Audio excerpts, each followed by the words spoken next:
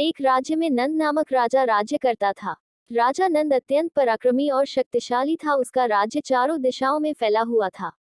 राजनंद की पत्नी अत्यधिक सुंदर थी, लेकिन स्वभाव से बहुत तीखी थी।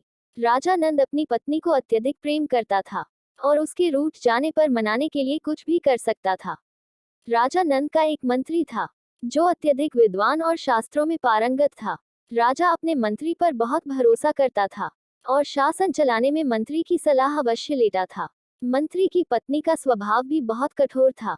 एक बार मंत्री की पत्नी रूठ गई और बहुत मनाने पर भी नहीं मान रही थी।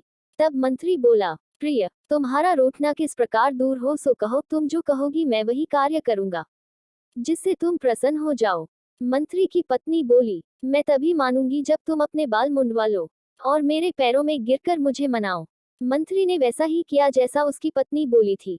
मंत्री के ऐसा करने से वह खुश हो गई।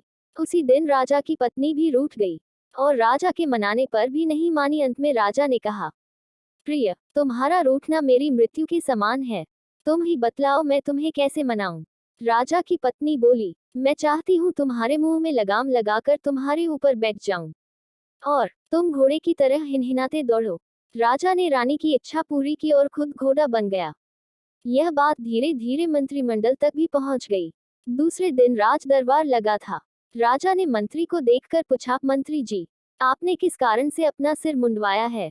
मंत्री ने जवाब दिया, महाराज, मैंने उसी कारण से सिर मुंडवाया है जिस कारण से पुरुष अपने मुंह में लगाम डालकर घोड़े की तरह हिनहिनाते हुए दौड़ लगाते हैं। यह बात सुनकर राजा बहुत लज्जित हुआ।